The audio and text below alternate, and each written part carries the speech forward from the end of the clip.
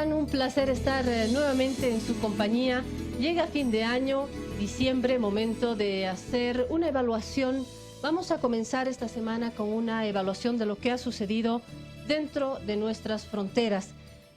Se necesita gente informada, gente que logre recordar, hacer un correcto recuento, que no se quede con los dos últimos temas del año y que tenga una perspectiva más amplia de enero a diciembre. En una organización que es habitual para nosotros los periodistas, vamos a ir de la economía a la política, pasamos a la sociedad, no nos olvidamos de cultura.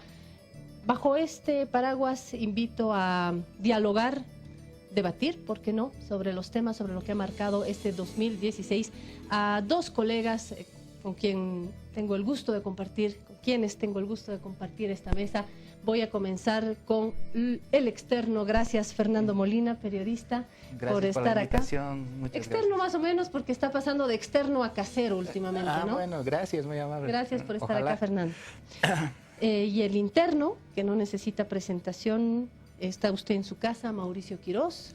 Nuestros amigos lo conocen. Usted es editor de Nacional del periódico La Razón. Le interesa particularmente el tema marítimo. Le agradezco, como siempre, colaborarme con algunos textos editoriales, así que es uno de los que hace las maldades en La Razón. Gracias, Micho, por estar acá. Gracias. Bueno, vamos a lo anunciado. Les decía que me parece pertinente dividir en estas grandes categorías, ir de la economía, pasar por la política, terminar en sociedad. O sea, sí, vamos a hablar del agua, vamos a hablar del AMIA, vamos a hablar de Gabriela Zapata, pero hagamos todo en orden. Vamos a comenzar con el bolsillo. ¿Por qué?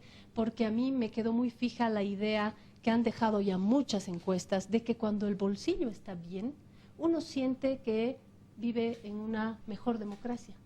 Así no sea. Pero cuando hay para el mercado, hay democracia. Cuando hay plata en el bolsillo, hay libertad de expresión. Cuando el país está bien, cuando uno tiene en su bolsillo, hay en el bolsillo del Estado. ¿Cómo estamos en economía? Fernando, comienza usted. Bueno, este año estamos un poco peor que antes, pero todavía, digamos que con una economía dinámica, ¿no? Solo que frenada por la caída de los precios del petróleo, que fue la noticia con la que empezamos el año, ¿no? La peor caída del precio del petróleo fue a finales del 2015, ¿no? Y se prolongó los primeros meses del 2016. En picada, ¿no? Claro, llegó hasta 20. Fue ¿no? vertiginoso. Sí, pero afortunadamente a mediados de año se reestabilizó en $40, que es más o menos lo que estamos recibiendo ahora, ¿no? Y eso ha continuado los recortes en los ingresos del Estado y en los ingresos generales del país, lo que luego se va a traducir en una serie de noticias a lo largo del 2016. Una de las más importantes es el hecho de que no haya doble aguinaldo, ¿no? Que sí, es una mala noticia de este diciembre. Para algunos, para otros ha sido una buena noticia, porque si no, no llegábamos a fin de año. Pero me quedo con la primera parte, Fernando, un poquito para provocar. Usted decía peor que el año pasado. Me recuerda a una amiga que le dije, ¿cómo estás con tu marido? Bien, me dice, pero mejor que el año pasado y mucho mejor que hace 2 años. Entonces el matrimonio está salvándose. Bueno, lo que no ha dicho es que seguimos siendo uno de los países con mayor crecimiento en la región, seguimos siendo uno de los abanderados de la CEPAL. Cifras van, cifras vienen, pero nuestro crecimiento está bien. ¿Va a hablar mejor de la economía que Fernando? No sé. No, lo que pasa es que evidentemente enero despertó el año, si tú quieres, con este bajón de los precios internacionales del petróleo y en un vértice, digamos, para contrastar esto, el optimismo del gobierno, ¿no? Porque mientras analistas vienen y analistas van también, indicaban que teníamos proyecciones de crecimiento inferiores a 4%, el gobierno mantuvo el 5% hasta después de septiembre, me parece, ¿no? Entonces, había un optimismo, pero ese optimismo se tuvo como base esta decisión o estos proyectos de inversiones, de iniciativas del Estado, ¿no? Entonces, eso evidentemente repercute en la economía, en lo que tú dices, en la economía de la clase media, en esta sensación de bienestar. No sé si está tan vinculado con la democracia, pero bueno, hay una sensación de bienestar. Pero lo que no se ha visto, y eso es lo que, digamos, merece otro tipo de análisis, es la capacidad de la iniciativa privada, ¿no? Yo creo que de repente no se ha sentido muy incentivada este año para mejorar los ingresos, para expandirse en el ámbito nacional, ¿no? Eso, claro, también todo tiene que ver, porque lamentablemente seguimos siendo un país que depende mucho del extractivismo, de las materias primas, ¿no? Sería posible mejorar la economía cuando toda la economía se diversifique y tengamos mayor iniciativa privada. Eso también es, creo que, a lo que uno debería proyectarse. Sí. Entonces, durante todo el año ha habido yo lo pondría así, ¿no? La mala noticia con la que despertó el año y el optimismo del gobierno, porque, bueno, tenía bajo sus cartas esas inversiones de gran magnitud, ¿no? Que tienen que ver, evidentemente, con áreas estratégicas, el ámbito energético, el tema de desarrollo nuclear, el tema del litio, que todavía no se está viendo, pero que son inversiones de mucha fuerza, ¿no? Interesante esa curva anual económica que hace Mauricio Quirós, porque nos permite visualizar a lo largo del año una crisis de los precios de las materias primas, esencialmente del petróleo, que nos va a marcar el reloj anual.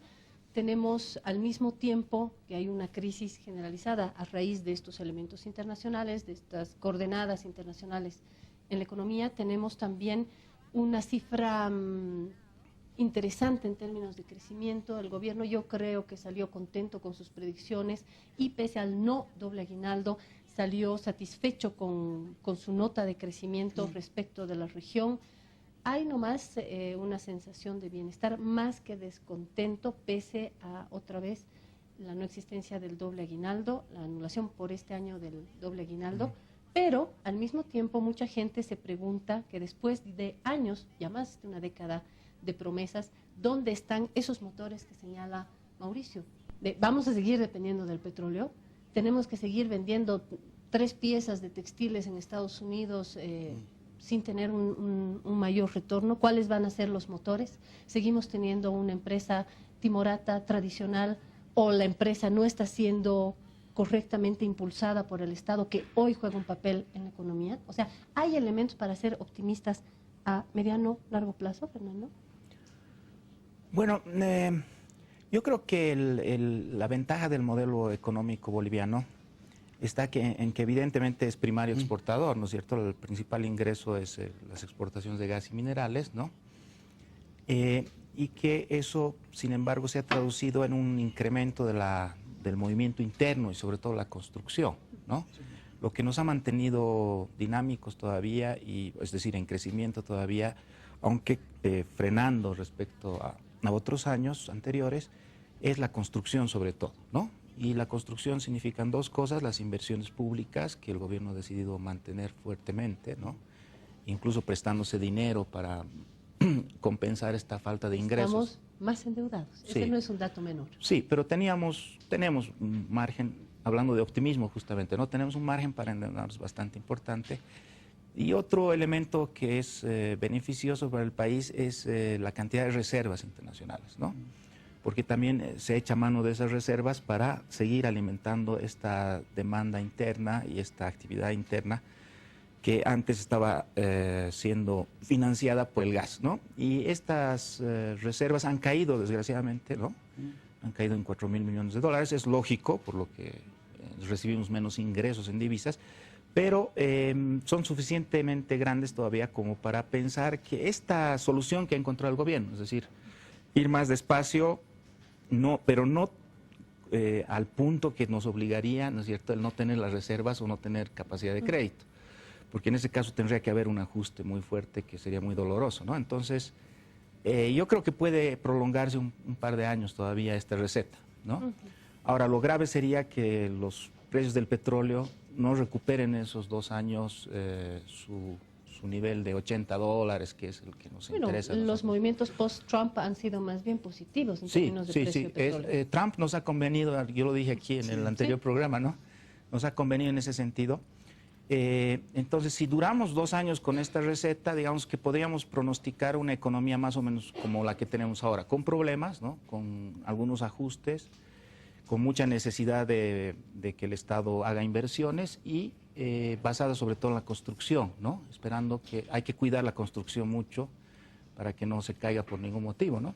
Porque eso es lo que está dando empleo y el empleo por supuesto, genera otras actividades, porque Y si uno está empuja. empleado, como tú dices, Sí. va como el buen bolsillo al mercado, entonces compra cosas y etcétera. Más construcción también dispara otros rubros, ¿no? Desde Claro. la producción, importación de muebles hasta la elaboración de cortina. Es decir, hay una serie de otros rubros que se disparan también.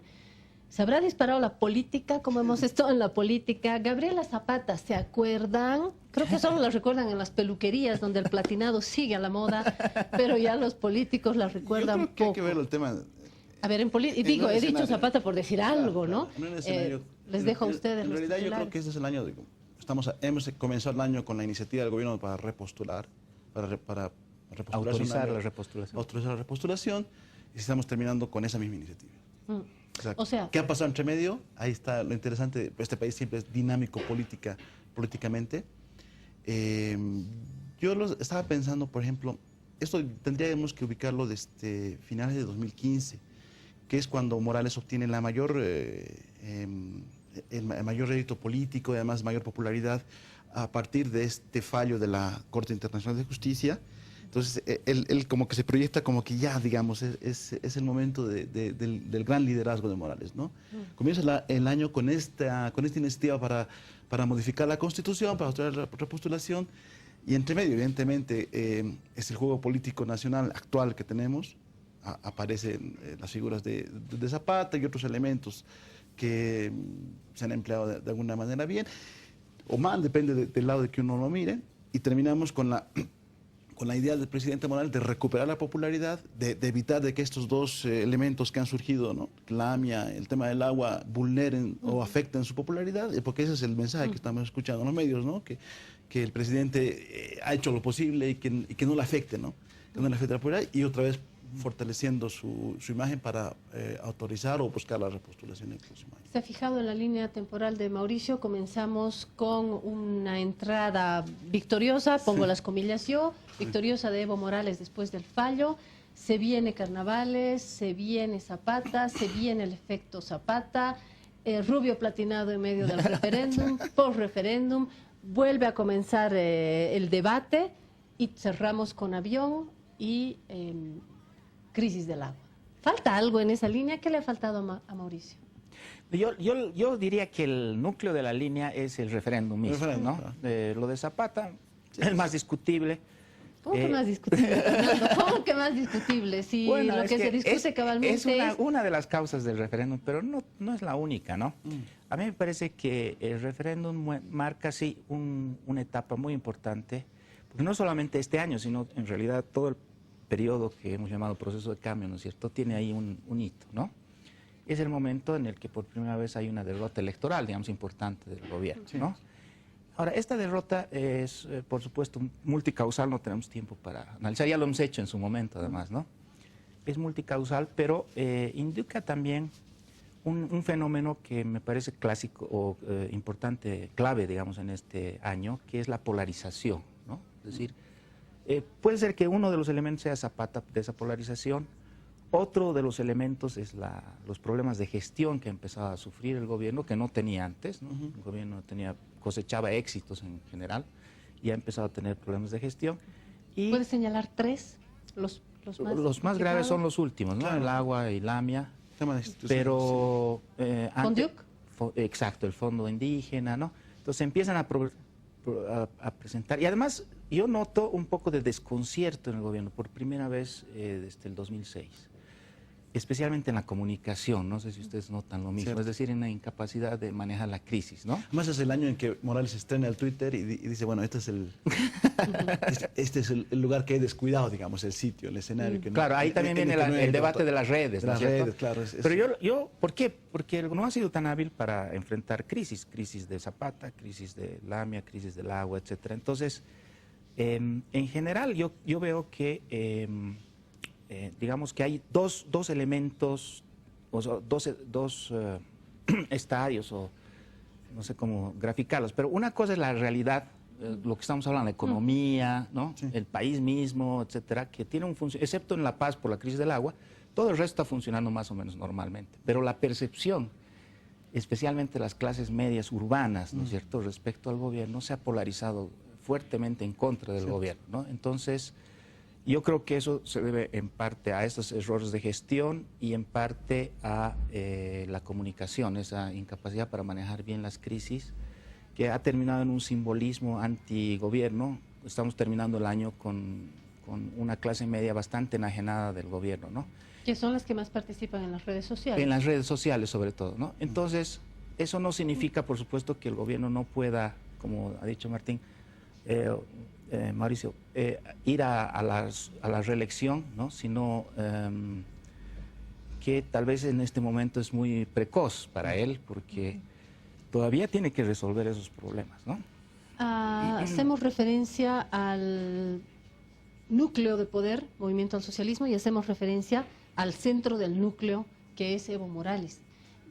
Me da la impresión de que hay que hacer siempre un doble análisis. Una cosa es la gestión, la otra es la percepción de Evo Morales, que sigue siendo pilar del movimiento al socialismo y pilar de los movimientos políticos bolivianos. No hay ni formación de cuadros, ni nuevos líderes, ni fuera del MAS en la oposición, ni adentro. Parece que como un sistema solar todo gira alrededor de Evo Morales. Mi pregunta es, ¿qué ha perforado el liderazgo de Evo Morales en este año? Hay también un desgaste natural, ¿no? ¿No es cierto? O sea, todo líder tiene de manera natural, o sea, ha mantenido una popularidad bastante elevada durante mucho tiempo y evidentemente hay gente que se puede desencantar con él. Lo lamentable del sistema político es que no ha habido ese diálogo, esa alternancia con otras fuerzas, ¿no? No ha habido nuestro sistema político no ha tenido la capacidad de generar fuerza política, lamentablemente, ¿no? Que pueda ser contestataria a lo que tú dices, ¿no? A ese sistema solar. Y eso es un problema estructural, es un problema ya sé que es mucho más grande, ¿no? Del caudillismo en el que siempre ha estado el país, ¿no? Eso es lamentable. Deberíamos tener diálogo político. Y la región. Y también el desencanto político. Si uno mira la región, los líderes están y la política está un poco mal vista también por la clase media. ¿Se está desportillando Evo Morales? Pero más el gobierno, ¿no? Y yo creo sí. que el problema de Evo en este momento es que ha tomado muchas decisiones a favor de su entorno, en contra de la clase media, ¿no? Es decir, había cosas que debería haber, o sea, que la clase media reclamaba, ¿no? Por ejemplo, cuando hubo algunos excesos, digamos, de algunos ministros, o cuando murió Illanes, ¿no? Claro. Ese caso de Illanes. Bueno, ese tema que lo menciona. Sí, en la línea temporal de Mauricio creo que tiene que entrar, no es poca cosa que un grupo de mineros asesine y de esa manera a un viceministro. Claro, tiene que ver un poco también con la debilidad de las instituciones. Pero es cierto, creo que estábamos o sea, en esos puntos el gobierno se ve en un dilema, ¿no? O hago algo a favor de, o sea, para recuperar a esta clase media que se está yendo, ¿no? El teleférico, lo demás. O ratifico a mis ministros, ratifico a mi, ¿no? Entonces el presidente hasta ahora... si alguna vez tuvo esa clase media, Fernando. Estuvo el 2014, ¿no? Sí, el 2014 votó por el MAS, ¿no? Ha habido un momento muy fuerte. El tema marítimo, el tema de 2014 ha sido muy fuerte. Sí, pero no sé si son algunos coqueteos, ciertos acercamientos. No es. Claro, por ejemplo, decía duda, ¿no? Hace rato una dirigente del MAS decía, si todos los empleados públicos hubieran votado por Evo o a favor de la repostulación, hubiéramos ganado. Yo creo que, ¿sabes qué? Hay una cuestión ahí. Esta polarización de la que yo he hablado, ¿no? se apoya sobre unas hendiduras, unas resquebrajaduras sociales que tenemos estructurales. ¿No? Sí. Eso es a lo que te refieres tú. Por ejemplo, la oposición más derecha, más izquierda, ¿no? Digamos que la derecha es más clases altas, ¿no? Medias y altas, y más izquierda es los sectores populares, ¿no? Y luego el racismo, ¿no? Porque esta polarización antigubernamental, desgraciadamente, ha reflotado de nuevo el racismo, ¿no? Son los indios los que no dan agua, ¿no? Ese tipo de cosas en ciertos sectores, ¿no? Es eso decir, sí, claro, Bolivia se apoya. Es un país profundamente racista y eso explica muchas de nuestras... Sí, entonces se apoya sobre eso que es estructural, de siempre, ¿no? Cierto. Pero lo incita ciertas decisiones de gestión. A mí me parece, el hecho de que EPSAS, bueno, haya cerrado la llave, por ejemplo, es como echarle gasolina a ese racismo, echarle gasolina a ese odio de derecha contra la izquierda. Usted ha sido víctima de eso. He visto y me han contado también de muchas críticas contra Fernando Molina al ser corresponsal del país por nota, por alguna nota que usted ha publicado, dice, ¿qué pasa con Fernando Molina? ¿No? ¿Dónde está llevando su agua? ¿Por qué se ha vuelto masista? ¿Por qué se ha vuelto masista? ¿Por qué dice que el problema del agua está afectando a las élites? Bueno, no, tampoco lo voy a agrandar, ¿ah? Pero... Sí, es curioso, ¿no? Eso muestra la polarización justamente porque yo he hecho una cosa tal vez no muy perfecta, pero que es normal, ¿no? Digamos, tratar de contarle al público extranjero que los barrios más afectados son los más ricos de La Paz. Y es ¿no? totalmente objetivo, además, ¿no? Y eso realmente ha causado molestia a mucha gente porque justamente ellos no quieren hablar, o sea, no se quieren reconocer en esta dialéctica del racista, ¿no? Indio versus blanco, porque quizás ahí todos tenemos una sensación de culpabilidad, ¿no? Importante, ¿no? Entonces es parte de la polarización. Yo creo que ese es un rasgo, desgraciadamente, que ha vuelto.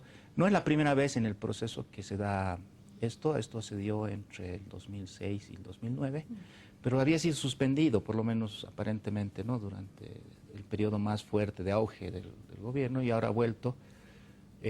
Y hay que ver qué hace el gobierno con respecto a esto. Ya son noticias de último momento, pero parece que va a haber cambio de gabinete, va a haber un intento ¿no? de mejorar la gestión para justamente evitar que haya más pérdidas, ¿no? Claro, yo no espero de que esto sea, digamos, tomando conciencia de que hay que fortalecer las instituciones. El caso de EPSA, bueno, nunca tuvo una institucionalidad porque finalmente nació de un problema. El tema de las cooperativas mineras requiere una visión institucional acorde a lo que se ha construido hasta ahora. El tema del AMIA, a mí me llama mucho la atención que la DGAC, más allá de todos los momentos, me llama mucho la atención que en la DGAC estén siempre militares, ¿no? Me llama mucho la atención, yo lo dejo ahí. Eran militares, entonces cuando son lugares donde tiene que haber gente profundamente formada en el ámbito técnico, ¿no? Bueno, también le va a llamar la atención militares en el cuerpo diplomático. Tenemos Eso también embajadores militares, pero no vamos a hablar más de los militares ahora porque me faltaría tiempo, pero tengamos la alfombra. Lo que yo le digo es esto, ¿no? Si queremos pensar hacia adelante, hay que pensar en instituciones fuertes. Fernando ya había puesto la alfombra para los temas sociales, que son agua. Esto la mía también, porque uno dice, caray, me subo a un avión y a ver si el GIL que está ahí abajo ha dado la autorización correcta, a ver si el avión tiene gasolina, ¿no? Ayer yo volvía de Santa Cruz, vamos a cargar gasolina, carguen, decían los pasajeros, que carguen nomás, o sea. Y ligado a esto, caray, la cifra de feminicidios, de violencia contra los más vulnerables en la sociedad en general, pero vamos a hablar de la boliviana, mujeres, niños, violencia, agua. ¿Estos son los ejes o estoy mirando? No, el tema de la violencia a los más vulnerables creo que es un elemento, es un hito, es una pena que ha marcado todo este año. ¿Y a quién echamos la culpa? ¿Al MAS otra vez? ¿O? Posiblemente sí, pero creo que no ese es el tema, ¿no? ¿Lo del feminicidio? El feminicidio no creo que... Bueno, ese es un buen debate porque justamente ahora se ha producido el movimiento Ni Una Menos, que ha sido importante, en ¿no? varios países. En varios países, y aquí ha sido bastante importante. Y había un debate, ¿no? Porque algunas compañeras feministas decían, ¿por qué van a marchar las gobernantes, ¿no? Como las mujeres del MAS, digamos, ¿no? Sí. Si este es un problema que ellas tienen que resolver. Pero el feminicidio y la violencia contra la mujer no es un problema solo del Estado. Si fuera un problema del Estado sería muy sencillo de resolver, sería ajustar las clavijas en los ministros y demás, ¿no es cierto? Es un problema de la sociedad, no basta aprobar leyes, no basta tomar medidas con la policía. Es importante, por supuesto, pero no basta. Pero es un problema mucho más sistémico, ¿no es cierto? Es cómo nos educamos. Nuestra cultura.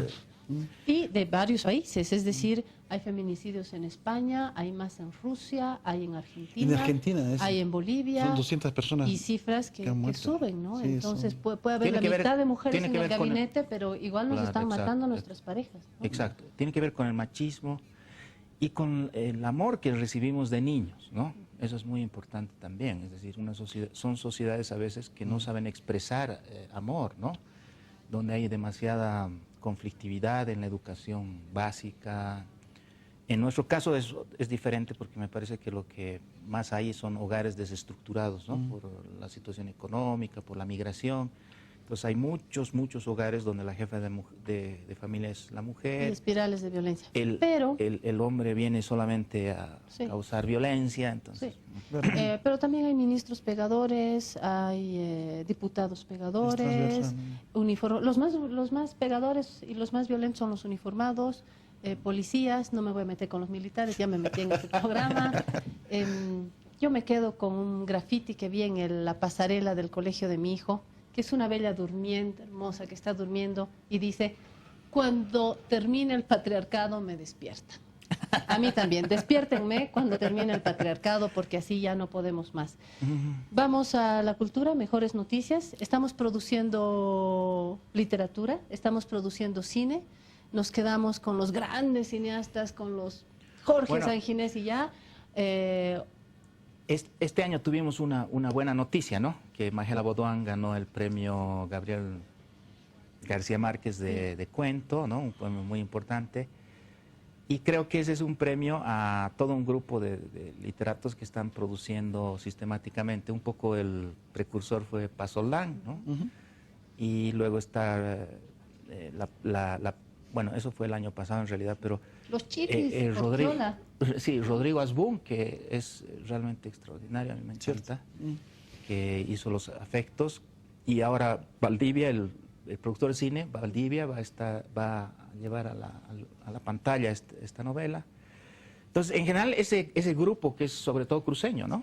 Se estrenó esta semana la película... El Viejo Calavera. El Viejo Calavera, que también... Bueno, ese es otro grupo de creadores, ¿no? Sí.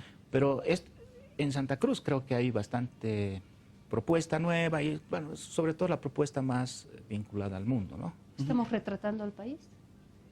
No mucho, ¿no? Ellos están más en retratar su generación, sus problemas más íntimos. Se ha puesto a un lado, de pronto nos ha puesto su generación, ellos estamos jóvenes, estamos produciendo. Bueno, tú eres joven, yo ya tú no también. tanto. Ahora, aquí en La Paz ha habido una novela muy interesante de la que quiero hablar brevemente, que se llama La Isla Trasnochada, que es de Mauricio Murillo y de Diego Loaiza. Y ellos, a diferencia de estos cruceños que tienen como una intención más universalista, ¿no? Han hecho un retrato de la paz, justamente en torno a lo que estábamos hablando, ¿no? Del racismo, el deseo de algunas élites de vivir fuera del país o de tener la cabeza fuera del país, ¿no? Y es no sé si una gran novela, pero sí es una novela muy interesante para retratar, para conocer y para reírse un poco de nuestra compleja realidad social, ¿no? Aunque el teórico Lukács dice que hablemos explícitamente o no, la producción literaria está retratando la sociedad de su momento, ¿no? Claro. Y es una página a partir de la cual se la puede leer. Yo diría la producción cultural, cinematográfica, teatral, ha habido movimiento. Me tengo que ir. ¿Hemos producido? Bueno, yo creo que sí. Bueno, yo comparto mucho con lo que dice. Y bueno, y eso se me vino a la mente ese movimiento que había bueno, creo que seguimos en el mismo, eso de hacer el Macondo con K. Eso hizo Pasolán. Eso hizo Pasolán, ¿no? Entonces estamos en lo mismo, estamos tratando de mostrar nuestro Macondo todos los días. Bueno, vamos a mostrar nuestro Macondo en La Razón porque tenemos un anuario, Mauricio Quirós y otros editores. Sucupira, así es. Y yo soy el alcalde Podorico Paraguazú, ¿no? ¿Con sus dos mujeres? Totalmente, Yuyu, Mimi, no sé quién. Bueno, vamos a publicar próximamente el anuario de La Razón con un tema por mes, una línea temporal que nos da cuenta de todo lo que ha sucedido, quiénes se han ido. No se lo pierda, fin de año. Gracias, Fernando Molina. Muchas gracias También a Mauricio Quirós.